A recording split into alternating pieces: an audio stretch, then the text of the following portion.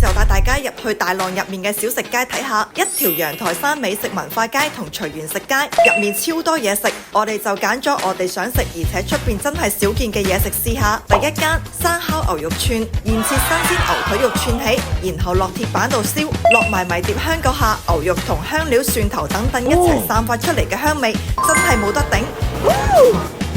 好嫩啊，真係好食。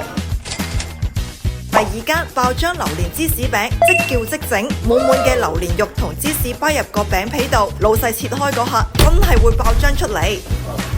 不好喝不好喝？我試一下。不好吃不好喝，不好喝。芝士跟榴蓮非常的多，爆漿。那我試一下。不要吃啊，不好吃。你剛剛說好吃。